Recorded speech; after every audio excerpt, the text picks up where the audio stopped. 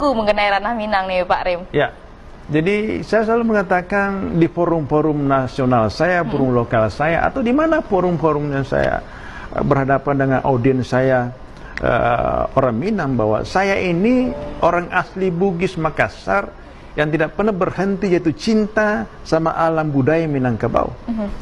Pertanyaan kemudian, kenapa saya mencintai alam Minangkabau?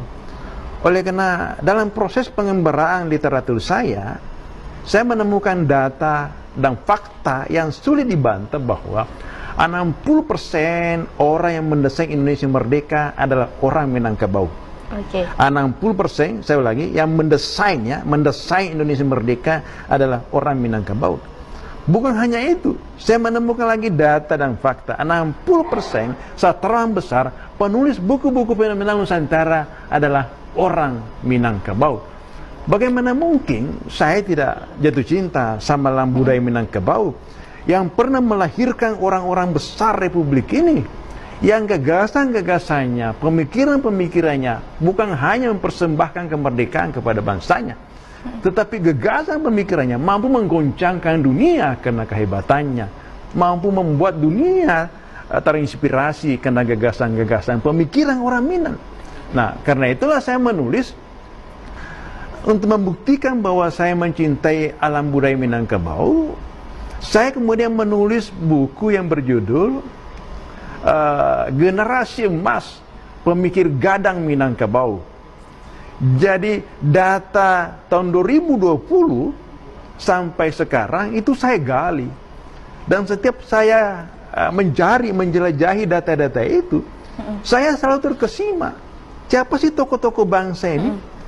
Data-data yang saya temukan itu, kalau bukan orang Minang asli, pasti ada keturunannya Minang. Sehingga itulah kemudian yang saya bukukan.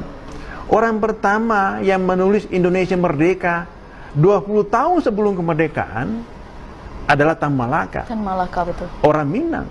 Kemudian bagaimana Natsir mempersatukan Indonesia dalam musim integralnya dari RIS kembali kepada NKRI.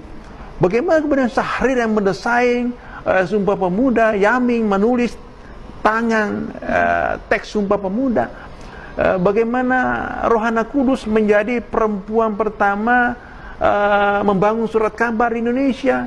Bagaimana kemudian Siti Manggopo, seorang perempuan singa dari Minang, yang mengatakan kalau kalian tidak mampu melawan Belanda, maka silahkan laki-laki pakai rok semua. Inilah kemudian yang membuat saya begitu mengagumi para tokoh-tokoh Minang ini. Mungkin misalnya kalau kita sebutkan 50 tokoh bangsa, itu minimal ada 5 pasti orang Minang di situ. Betul. Nah, itu kemudian saya bukukan. Alhamdulillah responnya luar biasa. Kemarin di Malaysia kita launching, karena yang memberi apresiasi luar biasa buku ini adalah seorang tokoh Minang di Malaysia yang luar biasa cintanya kepada tanah Minang. Walaupun tinggal di Malaysia, tapi jiwanya, pemikirannya itu murni tetap Minangkabau, luar biasa. Dr. Tan Sri Resyatim itulah yang mengapresiasi buku saya sehingga kita bisa launching di Malaysia beberapa waktu yang lalu.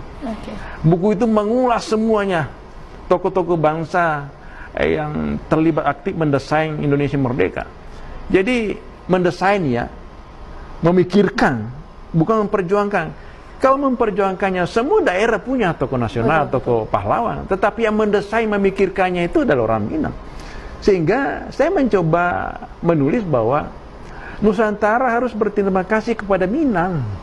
Karena begitu banyak orang besar Nusantara, para pemikir besar Nusantara lahir dari Minang, yang kemudian mendesain, memikirkan bagaimana Indonesia merdeka.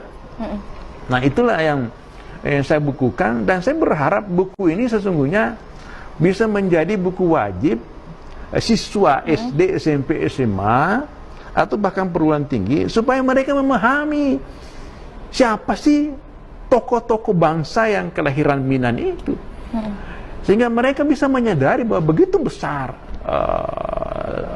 suku saya, begitu besar daerah saya yang bisa memberi kontribusi luar biasa dalam kemerdekaan, kemudian membangun bangsa ini. Oke, baik. Ya. Berarti ini